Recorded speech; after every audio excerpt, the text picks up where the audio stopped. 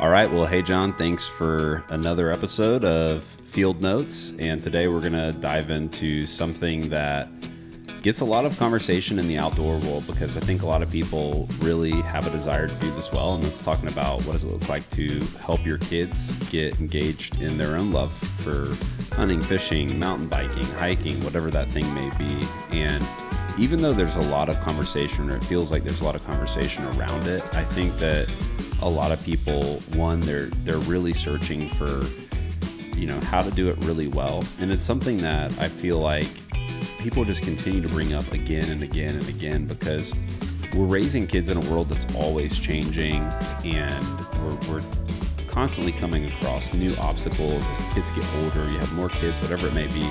And so I think it's a really important conversation. And the first thing I was just curious about is, where do kids come from? Well, they migrate and it's not in season, but they're dropped off by storks. and bacon wrapped storks. That's a Texas thing. I hear it. Yeah, they're quite tasty. Cranes. Yeah, sandhill cranes. Yeah, ribeye of the sky. Yeah. That's why we have less kids these days. The birth rates are plummeting because the crane hunting they taste so dang good. Yeah. There's a lot more kids, I guess, in the panhandle. lots of protected crane. zone. Yeah, protected zone. No, but seriously, tell me a little bit. We both have kids that are. I have 7 and 4. Yours are 8 and 5. Yeah, something like So, tell me just a little bit about what are some things that you've observed and seen from people that you've been around that you're trying to apply with your kids, and just some of the lessons that you've learned along the way. Yeah, I watched a lot of my friends that are a little bit older than I am. Their kids are obviously older than mine. Start bringing them at a young age and seeing some of them really take to it. Some of them showing some interest, but, as the time went along, they just didn't show up as much. Mm-hmm. And others just really didn't care at all. And the big thing I noticed was they didn't push their kids to do it. Mm-hmm. They would bring them. They would, they hope that their kids see the excitement that they find in it, but you can't really shovel it down your throat. Like, you can indoctrinate people by just beating it into them until, you don't have a choice. You're going to come and you're going to like this. Mm-hmm. And this is the way I do it, so of course you're going to do it. But that doesn't provide a long-lasting enjoyment to it, and it ruins their time. Yeah. And I think that the kids are like little sponges, right? They pick up on you. So for me, I noticed the first time Harper would have been probably 5, and we were at a friend's place, and we were going to cull an oryx out that they had, and she was wildly jazzed up to go. And at first, are you serious? We have to wake up pretty early. It was cold at that time of the year. She's like, no, I want to go. And I went in, I got out of the bunk bed. All 4 of us were there, Kim, both the kids. I got out and went to get her, and she just popped up ready to rock and roll. I was like, okay. She's all for this. Yeah. And what was really cool is we went on the hunt, right? We were just about to leave. We didn't see the oryx herd that we want. There was an axis, and I didn't want to shoot this axis. I really wanted this oryx. And, yeah, we're about to roll out of there. And she'd been doing awesome, right? Brought her some snacks and some stuff to keep her attention. And all of a sudden, she goes, hey, look. Down there. That's them. We're like, what? And looked. And sure enough, they're probably 400 yards down this little sendero. And we were about to call it, and she had her eyes out. She pointed it out. So oryx comes out, see the one that we're going to call out of there, drop it. It runs off 50 yards. We go down, and we're walking, It's like, you see this trail? She's like, yeah. So we follow the blood trail. We go in the brush, and sure enough, there it is. And I don't know, let's say it's 6 months later, right? At the end of the school year, she's in kindergarten. We went to the school, and they had to make these little journals. Mm-hmm. And one of the stories in there was about her hunting this oryx. I didn't tell her to write this story. And I don't even know what the prompts were at school. Mm-hmm. And she did this couple-page little journal, a kindergartner drawing. And one of them was a page of just red dots. What is that? She goes, remember? that was the blood that we followed to find the oryx. I was like, man, that's like wildly particular. And that, to me, that was really cool that she had picked up on all that. And that was something that she remembered. Mm-hmm. Another time, asked if she wanted to go fishing with a buddy. And I went in to wake her up. It's like, hey, you got to get up. And she pops up. She goes, I was like, oh my God. You're like, what's going on? She's like, I just like take a big breath of air in the morning. We get woken up. I was like, I love that. Yeah. Okay. That's her morning routine. I start with a big breath every day. Yeah. Big breath that I had never seen. And like, this kid is jazzed up to go fishing. Mm-hmm. And so through that, I have just continuously, like, I love doing this stuff. So I got to an age where I knew that their patience was just enough there. Like, okay, maybe they can't do a full day or whatever. Let me just start introducing them and ask them if they want to go. Mm-hmm. And the big one for me is I keep telling them, you don't have to come with me, but if you want to come, I would love for you to join me. And the moment that you decide that you don't want to go, that's it. And you don't need to worry about it at all. Like, there's no bad feelings if you don't want to go. Yep. So I'm just putting the ball in their court. I'm saying, I'm open to taking you, but you have to want to do it. And if you want to, I'd love to introduce you to this. Yeah. So for me, it's that. I think having those off ramps is really good for kids, and keeping it short, you know, when they're young, trying to put them in situations that are likely for, it's kind of like a dog. It's kind of like training a bird dog. It's like, I want to put you in a high success situation. Right. You know, I want you to, I don't want to, you know, maybe that's going out and fishing live bait. Maybe that's going on a hunt that, you know, there's a high probability that they're going to see a lot of game.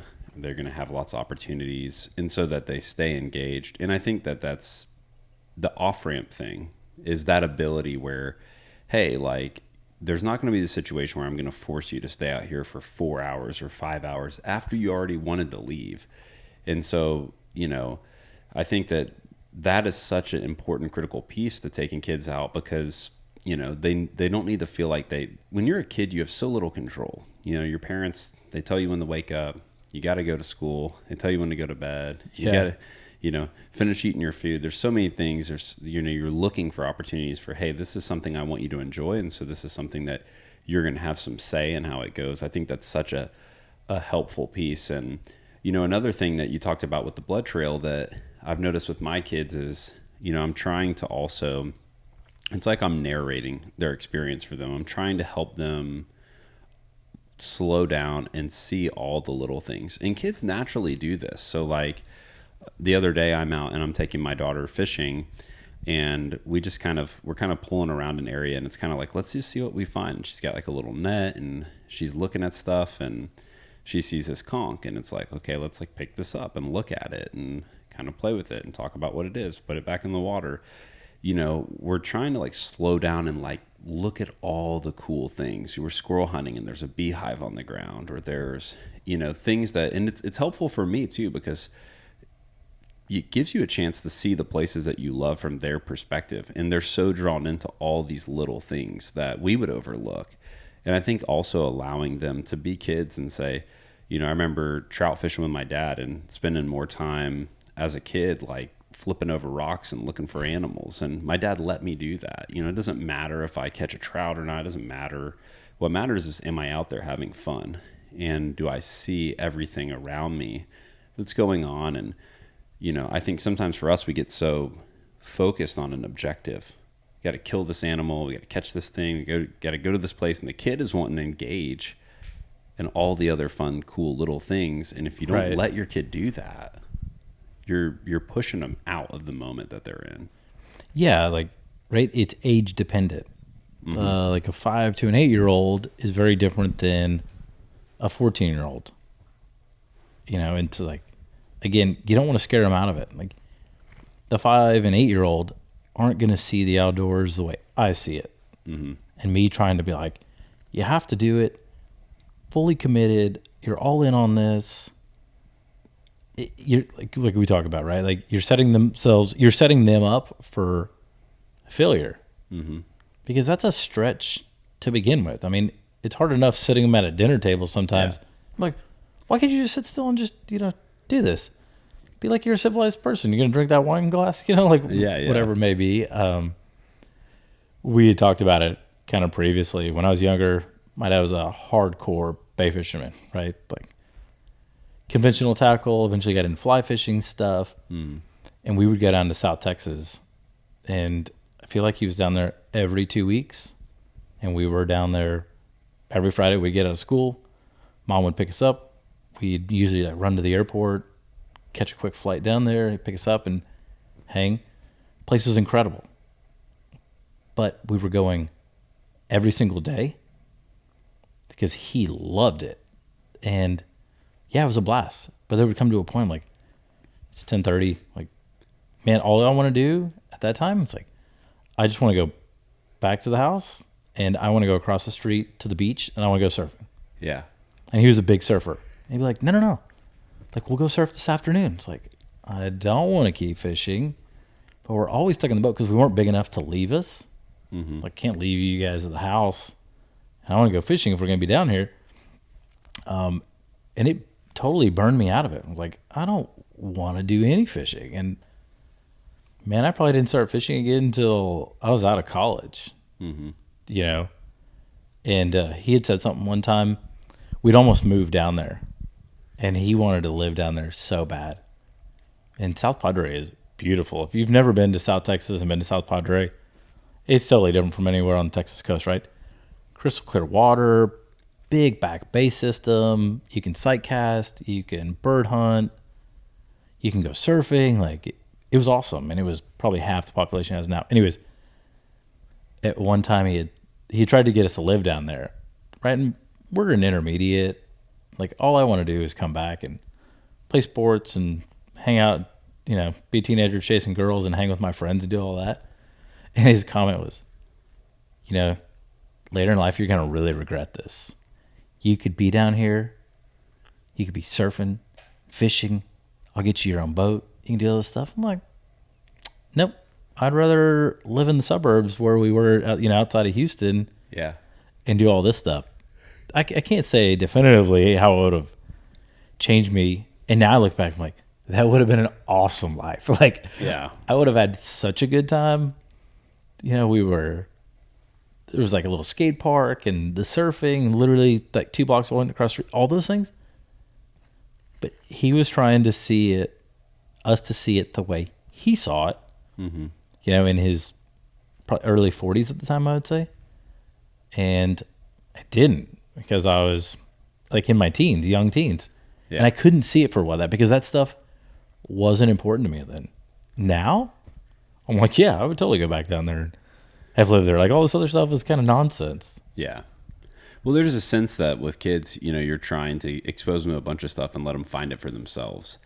And when you see a little embers start to burn, it's like we were grilling tonight and, Yeah. and I want to fan that flame. I want to burn that ember, but you're a kid. You're going to try a lot of different stuff. You're going to enjoy doing sports. Like, I look at it now and it's like, I'm really glad that I played sports. I'm really glad that I just got a chance to do a lot of different stuff that, like, now as an adult, plenty of adults play sports. They're part of clubs and they do all that. But for the most part, it's like, hey, you got the rest of your life to fish. You get to be a kid. And so I think it's like trying to just introduce them to tons of different stuff, trying to give them opportunity to find things that they're interested in and allowing them to have fun with those little things. And I think one of the things for me is trying to think through, like, what is a successful fishing trip with my kid? And it's almost like being a guide, right? Like, what's really successful really is that they have a great time. That's what success is. Like, in my mind, if me and you go out fishing, my idea of success is totally different. But with a kid, it's like, if they have fun and you still cut it while it's hot is a phrase that I've heard people talk about. Yeah. I don't want to wait till the kid's like crying and begging to go home. It's like, let's go out, catch some fish, have some fun. And while they still love it and they're still having a good time, let's cut it off and go back so that they're, it's kind of like, it is a lot like training dogs. It's like, you want to end on a positive note, so that for they're sure. excited to go do it again. Because if you wait and you push a dog too hard, and then now that dog is not enjoying training, and then you put that dog up and you go to bring that dog back out, they start to have a negative affiliation. with, that said thing. And so I think with kids too, it's like the success really just is, did my kid love being out here? And then I think there's this sense too of, you're trying to teach them to appreciate the place. We would all say like, we don't want our kids to be the kids who are throwing trash off the boat, or we want kids who are, disrespecting the environment they're in or the animals. So you're trying to also teach them respect. Like for you, what are the things that you're trying to instill in your kids outside of just being able to be proficient at hunting or fishing or whatever it may be? Definitely the appreciation thing, but I want to touch on something else you were talking about, like turning it off when it's hot. Mm-hmm.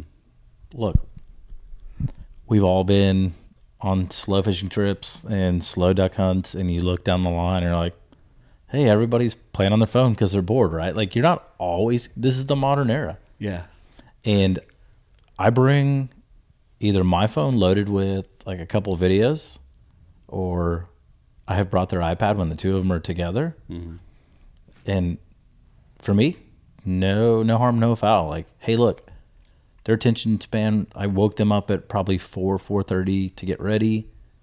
And I make them hold out to about 7:30, 8. Like, I know the good flight's going to happen and everything. And if they really starting to get bored, or it's like, hey, look, here's 2 episodes. And I will let them watch something. Mm-hmm. I know some people are like, oh, no, don't do that. I'm like, what's the downside of it? For me, on my end, right? I'm like, we were way back in the marsh, and I'm usually with somebody else when we're doing this. Like, we're going to pack up shop and haul them all the way home just because they immediately got bored? Or they'll do that, and then all of a sudden some action happens. I'm like, hey, there's some birds coming. Psh. And you see them, they're like watching them. And dude, and I look down the line in that blind, and I've watched them, and it's so cool to see them. They're like, got their face in the grass, and they're like trying to stay hidden, but they're watching the birds. Like, they're that friend. You're like, stop looking up at them, Yeah. But you're like, I didn't tell him to like hide his face and all this. Like, him and her, they've picked up on this. And maybe I've said it once or twice or something, but I'm like, repeatedly now, watch them.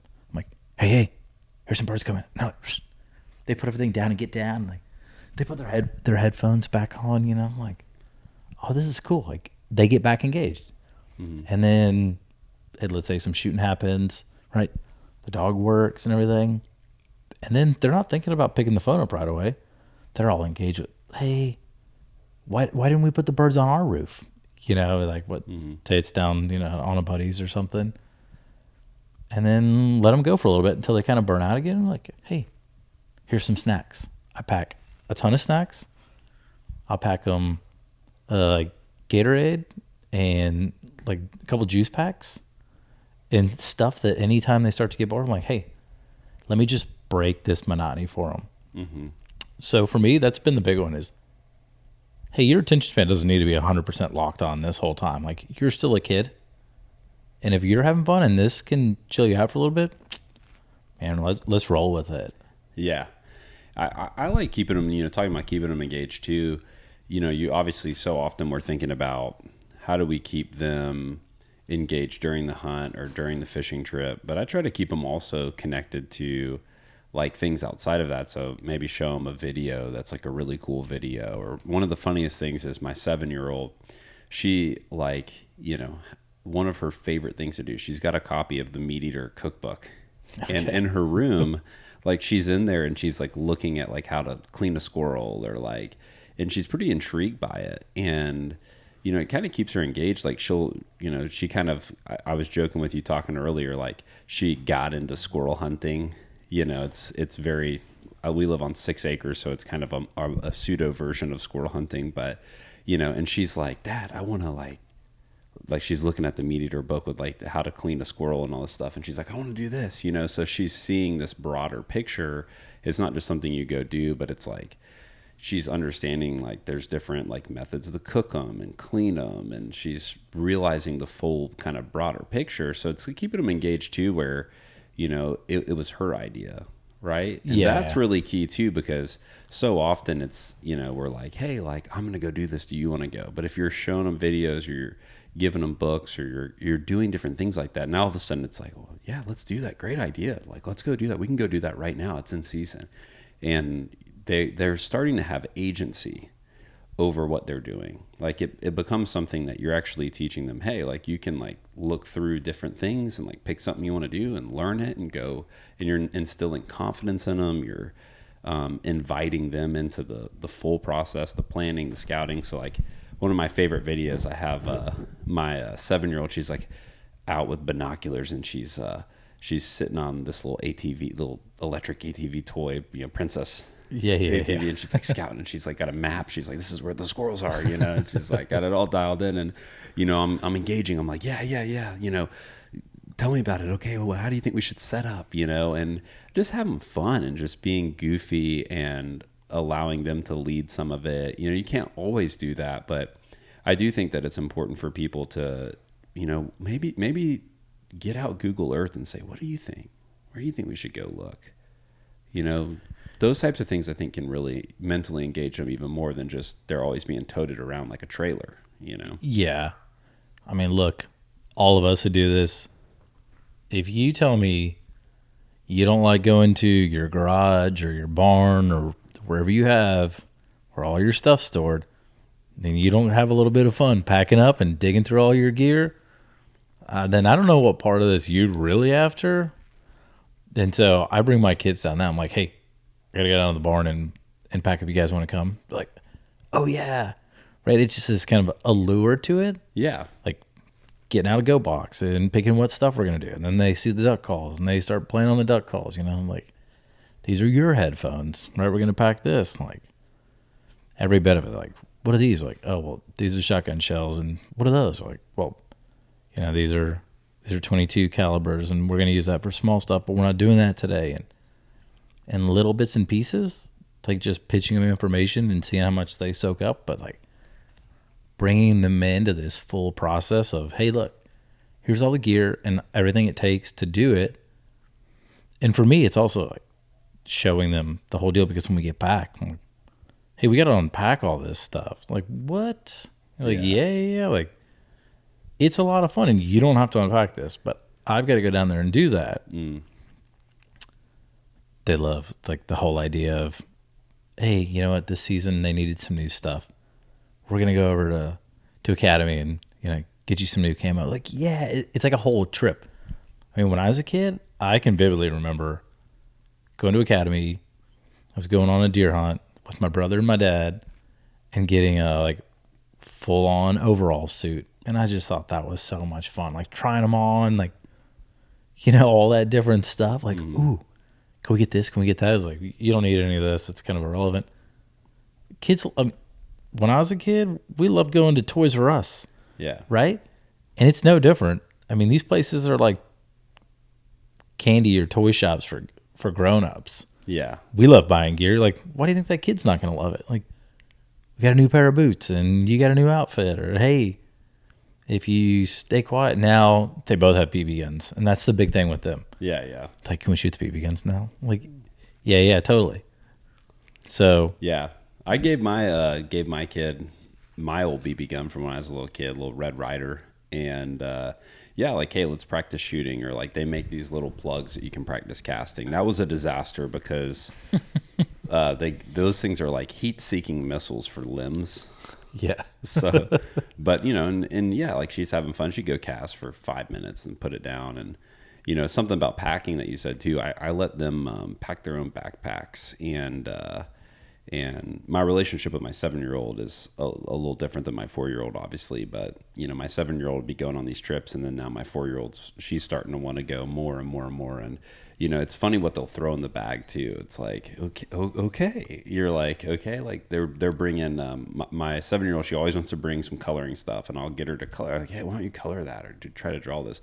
But she'll also pack like really random stuff that in her mind has, sense. And it's like, it doesn't matter if it makes sense or not to me. She's engaged in it. And, right. And one thing so what I do is like, I let them spray down the boat, like just cause I'm like, the more fresh water after salt touches my boat, the better. Sure. But yeah, I think understanding like, hey, there's work that goes into this, and you don't have to do that all now, but I want you to have an appreciation for what what I'm doing for you too. Like, you understand, like, I'm tired too, and I was in the sun too, but now I'm gonna clean this stuff, and like, one of the things, my daughter started doing horseback riding, and I loved it because we were paying $50 for an hour-long session. Okay. And they would make you, like, start with, like, you go in, you, like, do this whole procedure. You, like, get all the gear ready. You have to prep everything. You have to clean behind the horse. You got to do all this stuff. But I loved it because if my kid was just showing up and she was just hopping on a horse and she never understood all the work that went into it, long term, she wouldn't appreciate it. So I think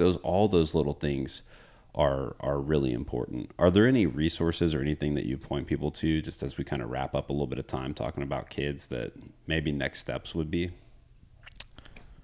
Ooh, I actually don't have a good tip for this one. Hopefully Just this podcast. I would just listen to this podcast again and again and again. Hopefully we can help you out.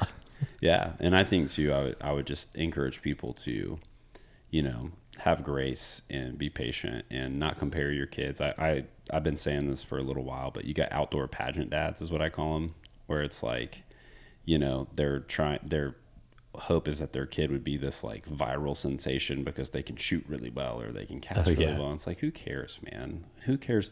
Of course you want your kid to be good, but more than that, you just want to have great memories. Like, the greatest gift that you can give your kid is just great memories of times with you. And I think, like, whether they're good at it or not, like, what does that matter if they don't have these great memories and this great relationship with you? So I think just keeping that on the forefront. Don't compare your kids to other people's kids. It's the last thing that kids need in today's world, is mom and dad comparing them to other kids. Yeah, for sure. And it's, again, that's the big one, right? Like, if they got value in it, well, then that was the whole purpose. Like, what value am I going to get out of it? If I drag my kids to something that's like, well, this is miserable, we want no part of this, we don't want to come again. Well, guess what? Then we're either not going to do this together, and then it's going to go back to what we talked about previously, like, how do you hunt and fish more? Well, you're not going to be hunting and fishing more. You're going to do less of it. Mm-hmm. And then you're probably going to be a little bit bummed out. I'm like, wish I could go. And then they're just going to kind of hold on to that down the road, and it leaves a bitter taste in their mouth because you kind of shoveled it down their throat. Like, maybe they don't take to it. Cool. And then find something that they do like, whatever it may be. But if you bring them into all the little parts of it, and if you find just a glimmer of what they enjoy out of packing or being out there, or with my kids, they love cooking and eating it, and when they were super picky, it blew our minds. We came home one night one morning from a wood duck hunt. They're like, can we cook it right now? We're like, yeah, totally. And I wouldn't have ever fathomed that was going to be their favorite thing. Was eating, like, fresh grilled wood ducks.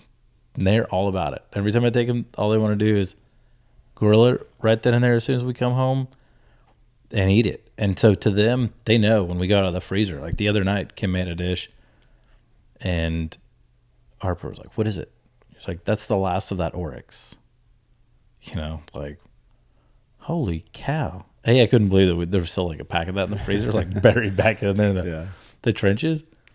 But Harper totally remembered that. She's like, what was that? Do you remember that thing we shot and you followed the blood trail? She's like, oh, yeah.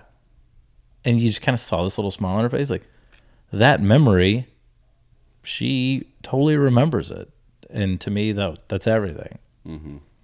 Yeah, and I think, at the end of the day, that's what you're going for, right?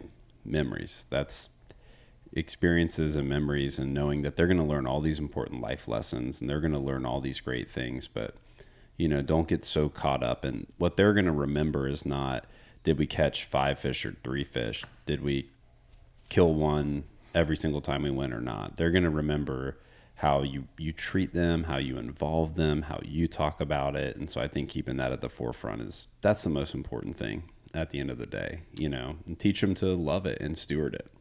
Yeah. It's real life, right? And there's so many more components to it than just, we're going out and we're hunting and fishing. Mm-hmm. Like, be responsible. Be responsible with your firearms, or with, where you throw that rod. treat people with kindness, take care of the environment. Like don't let your trash blow out of the boat or out of the duck blind or whatever it may be. And all those things add up, because when they go driving down the road, not in the outdoors, they're going to think different about, like, you know what, I'll just throw that cup out the window. Mm-hmm. They won't. My kids question all the time. It's wild. Yeah. They're like, why are they cutting down all those trees over there? And they say this line all the time. I'm like, man, they have found that they love being out there in those kind of places. And then they're questioning, why does it have to go away? You know, it's far reaching. It's not just about that little moment, that little memory. Those are wildly important, but that memory will just spread out like a giant spider web and touch all kinds of things, I think, for them. Yeah. And even just with you saying that, as we wrap up, you know, my kids, what I realize too is, you know, they want to go do it. The primary driving thing, especially when they're young, and I'm seeing this butt up in the 4-year-old, is like, it's actually coming from their love for me. So if I don't include them in it, and I don't have the right tone in it, and I don't treat them well, and I don't do a good job with that, actually, like, they're wanting to do it because that's what dad loves. I want to go be with dad. I love totally. Dad. And the worst thing you could do is mess that up. For sure. Is like, oh, like, dad's a jerk. I don't like who he is. And like, I don't like how hard he is on me. And like those things. So I think just keeping that at the forefront, man. Keep learning, keep growing, and maybe in a few years we keep raising kids, and I might be done making them for a while, but yeah. But I think we'll have a chance to learn even more. So thanks for sharing. Yeah, man. Likewise.